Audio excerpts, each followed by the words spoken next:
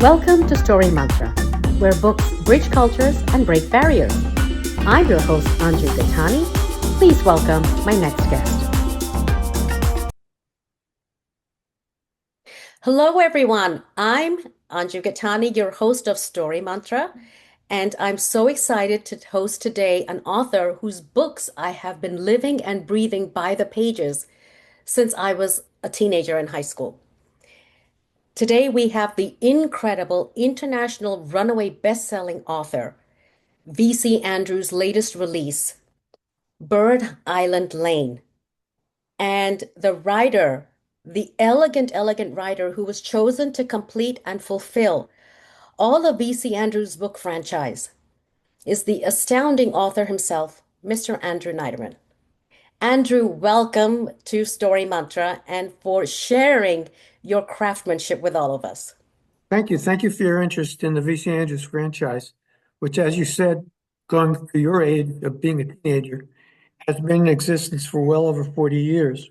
It's one of the longest running book franchises in American publishing. There are 107 million copies of it in the world, and there's no country that has a publisher that doesn't have a V.C. Andrews title. What makes me more than a ghostwriter is the fact that besides writing the books, I now have the obligation of promoting them. So I've traveled everywhere in the world practically, meeting with publishers and agents, describing what's coming up next, talking to booksellers in large groups, promoting the books, and introducing new publishers to the franchise. That's why it has so many right now, because I was able to go around and do all that as well. And then I've done many interviews, many television shows representing the franchise. And probably the biggest thing that's kept the V.C. Andrews franchise so vibrant was the fact that I negotiated the sale of it eventually to A&E Studios. I read about that, yes. That was a very big thing because it opened up an entire network to do book film adaptations, and off to a start it went and did 15 in a row of the book adaptations. Now, what that does is it helps promote the backlist and keep the sales going and keep V.C. Andrews in the public eye. All of the movies were very successful. In fact, Flowers in the Attic, first night, broke records for the network. It had 6.1 million viewers the first night.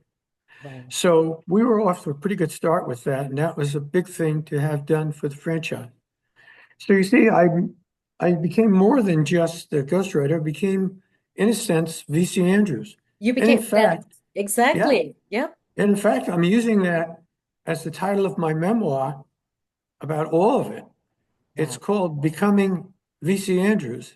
Wow. And it tracks my entire writing career and all about the V.C. Andrews franchise. It'll be out in May of next year. That is exciting. And Andrew, before we even get on to this phenomenal book, Birdlane Island, I did want to quickly just jump off of what you said, which is, and I want to ask you, what does it mean to be the chosen writer for all the books in V.C. Andrews' franchise? That's a huge undertaking and a very, it's like a crown. It's like a crown you're wearing at the same time because of all the books she's written. Mhm. Well, she only wrote 7 because she didn't have a chance, in her life to continue the franchise, which had many ideas and things where she wanted to go. The challenge for me was to become V.C. Andrews as a writer. Mhm. But I was fortunate in that I was a teacher of creative writing. I'm very familiar with style and what had to be done. So when they told me early on that they were thinking I would take over the V.C. Andrews franchise and in fact complete the Flowers in the Attic series, I went into a very big study of V.C. Andrews, her style, her syntax, the characters that she liked, settings, everything, until it became part of my work. There were times that I know you'll find this funny, when I had 2 computers. I would write V.C. Andrews on one, then turn my chair around and get into Andrew Neiderman thrillers. Um, and that was a whole different style of writing. So my ability to do that, I think, what kept it going and helped it to continue to be successful, even in films. That is wonderful to hear. And I'm enjoying this book so much right now, and especially a contradiction I found. By the way, I also tried to color coordinate Oh because yeah. I really love the cover. I did have a question for you. A lot of Mhm. V.C. Andrews's previous books, it's, based on a lot of these terms that just keep popping in my head ever since I was, reading them. And now that, of course, I'm not a teenager anymore, I've read so much more. But in the previous books and the series she's written, whether it's the De Beer, the Dolagangra series, the Castile, or the Adair series, it's the older generation of parents and grandparents who are keeping secrets from the younger ones. Mhm. In this book, Birdlane Island, you've got the main character, Lisa Baxter, who is the custodian of a secret. Mhm. And she's Right. just on the cusp of 16 turning 17. How did that happen? Was it organic? Was it planned? Well, it is organic, but you have to remember that in the story, she gets the secret from her grandfather. So it holds on to that concept. But Bird Lane Island was written or started to be written before she wrote Flowers in the Attic. And she was just Really? learning how to be a writer. Uh, Unfortunately, it wasn't successful. She wrote a draft, and even the agent didn't want it. So they told her to go back and work on Flowers in the Attic. But she was persistent. So she wrote a second version, or Birdland. Unfortunately, that was even worse Oh because no. she drifted from the plot and she had extraneous plots, and that made it a very difficult publication. So she was finally convinced to drop it completely. Years and years later now, uh, the estate, Mary Andrews, one who was in charge, sent the manuscript, the old pages, which she found in the back of a closet, to A&E, and they contacted me about it and gave me the material. And from that, I had to reconstruct and write a novel that worked, basically, that had its center and had its characters. It is, in fact, I think, the most romantic of the V.C. Andrews novels because the main character, although she's kind of growing in love with her high school boyfriend, Mhm. uh, gets infatuated with an older man who is a very good artist, but also a crafty lover. Mm. And she gets so involved with him, as you know, that when he breaks her heart, she's really just almost destroyed. So she's also suffering from a physical ailment, which plays a big role in the story. As do all the characters in a Right. lot of the previous books. They all have some sort of physical setback. Mhm. So I think what VC Andrews and yourself brought to life is we're not perfect. Nobody's perfect to Yeah. begin with. We all have our slips and, fallbacks. Well, yeah, that's true. But you had to also keep thinking of it from the point of view of V.C. Andrews. She was born with a very bad spinal issue. Um, she it got worse for her. She had to go to a surgery. The surgery was not successful, and in fact, did her more damage. So when she got older, she had all this burden. And in fact, and people will know this if they read the biography I wrote, which was an Edgar Award nominee, Mhm. The Woman Behind the Shadows, the attic, Woman Behind the Attic. Yeah. She had to be taken to readings and to book signings, sometimes in a flatbed truck, because she couldn't sit more than a 45-degree angle. She wrote on her feet all the time, standing up. And with that kind of burden, it's hard enough to do it as it is. But Right. it became part of her character. So the characters in the stories, she appreciated that and made sure that those things were inside the characters as well. I believe this is the year 2026, and this marks her 40th year Yeah, from when we lost VC Andrews. Could you talk right. a little bit about the 40 years of your journey? And you explained that this was a book that didn't make it, but now you brought this book and breathed it to life. So, what have you gained in 40 years? I'm sure it's colossal, but how do you interpret that as a writer? Well, I learned a lot from V. Sanders in the sense that I had it already, but it encouraged my own persistence. For somebody to first publish at the age of 55, to me is an amazing fact because she was trying to be a writer all those years, but she was an artist as well. And to be able to do that takes a lot of courage and persistence. So that kind of gave me that feeling too. And I always felt, and this sounds funny, but I always felt she was looking over my shoulder. And I felt also obligated because of that to make sure that the publishers stayed true to the VC Andrews style and storyline. So I often went into battleship with some editors because they didn't really understand what VC Andrews was. And I was the only one left in the publishing house that knew it. So I had to, come down hard on some of their suggestions. I said, no, that's not VC Andrews. She never would do that. That's not going to happen. And Wow. then I had to argue for things that she would do. So it was always a conflict of some kind, Right. which is normal for writers, but a little more so for VC Andrews. Yeah. So that's an amazing thing for any author. One is to fight for your own books and your own voice, but then to fight for another author's voice who you are trying to, live up to. That's a Yeah. whole other level altogether. So I'm thinking of certain terminologies which have come to mind as I've been reading, one again, Birdlane Island and all of previous books, which I think taught me as a writer the gift of not just taking a character from location A to location B, because if we go to Flowers in the Attic, these are like four kids locked in an attic. If we go to Birdlane Island, and something I found so beautiful in the story is you've got Lisa Baxter, who is living with her family on an island which is cut off from the mainland.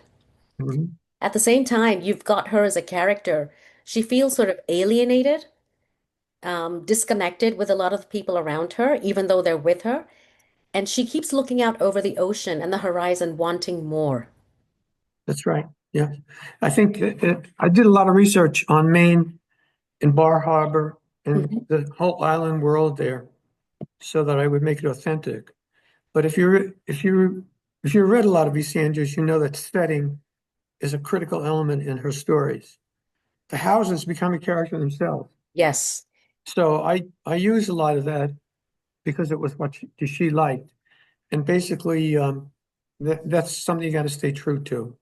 The setting is critical. You do it very artfully, Andrew, because it's the setting in a lot of V.C. Andrews's books is not in motion. It's usually static, like Hmm. an attic or, a garden scene, or in this case, an island where Right. Lisa is on an island literally.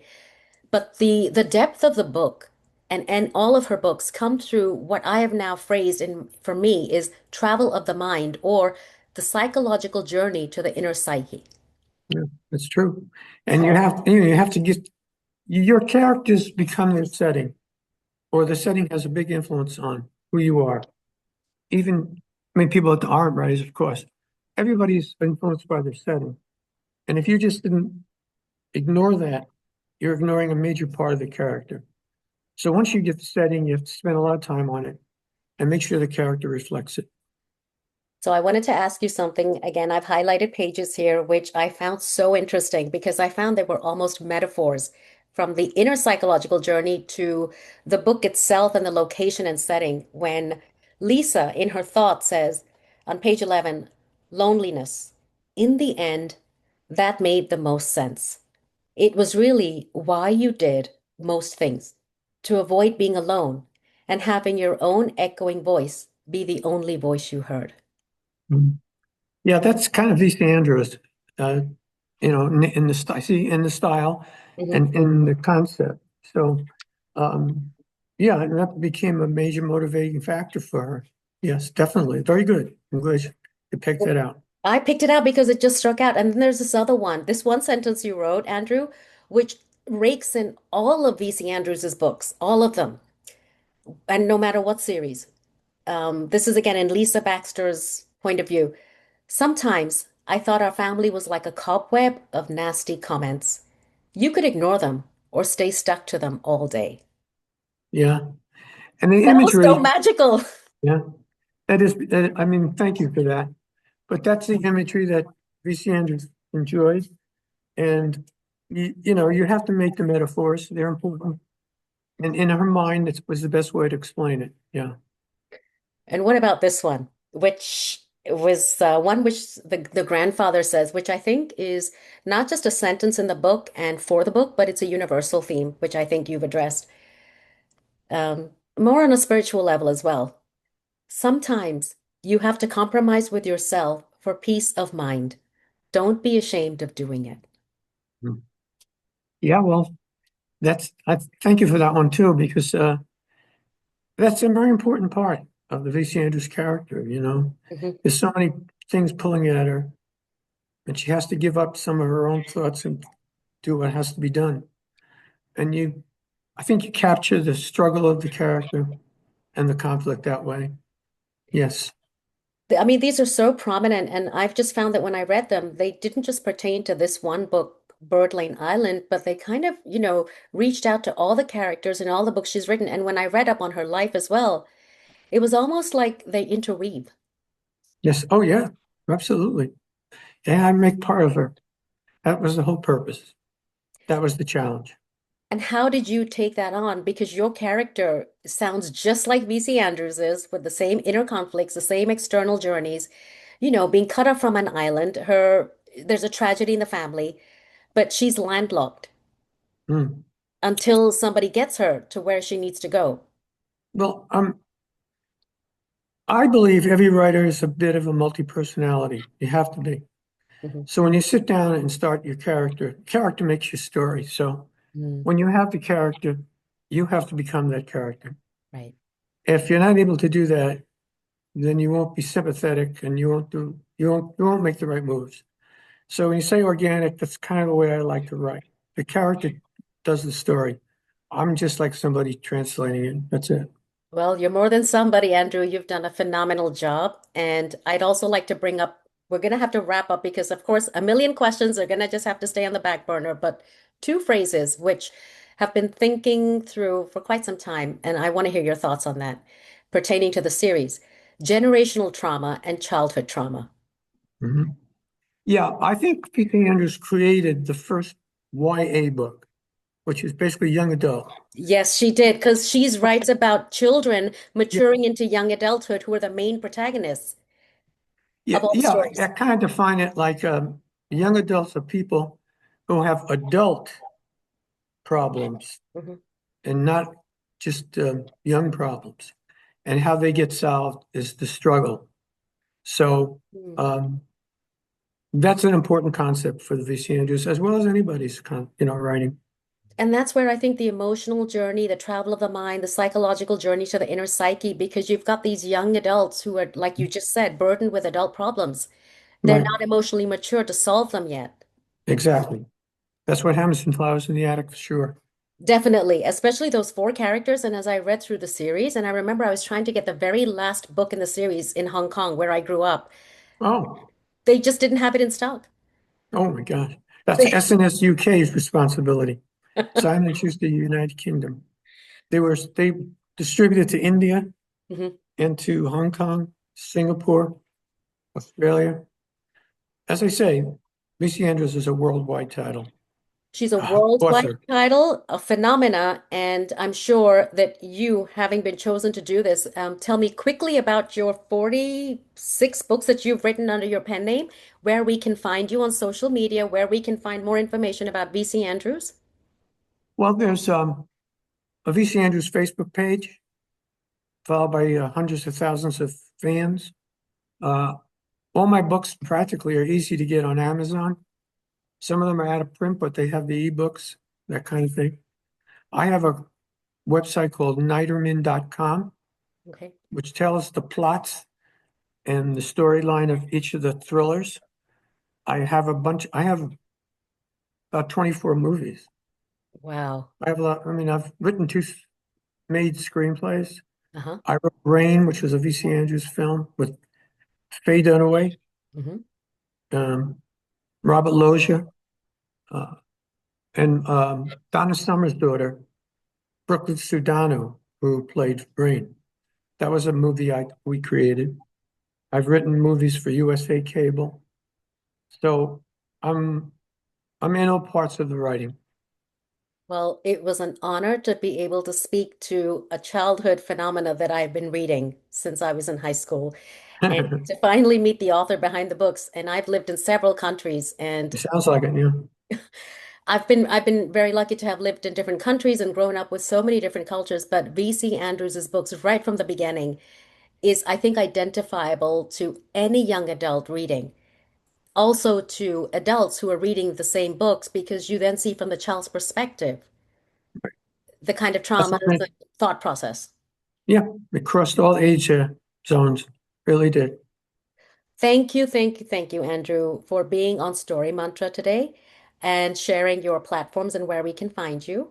And I really appreciate the time you've given. And thank you to all of you out there for joining us from your workplace, your home, allowing us into your life and on your bookshelf. And if you haven't yet, please do grab your copy of Birdlane Island. It is a really interesting read with layers of deep storytelling. And thank you, Andrew, for continuing this legacy. You Thank can you. all find me on anjugatani.com. And I hope you will also buy your books, not just VC Andrews' latest, but her backlist, which are phenomenal. Andrew, any last words as the chosen writer for this international best-selling legacy? Well, that was the last new novel to be done, but there's going to be more movies. And that's my next project is working with the Lifetime on the next V.C. Andrews film. So Wonderful. we'll keep it up. Keep it Thank up. you. Thank you, everyone. And we'll see you next time when we turn the page to another fabulous book and another fabulous author. Thank you. Bye bye.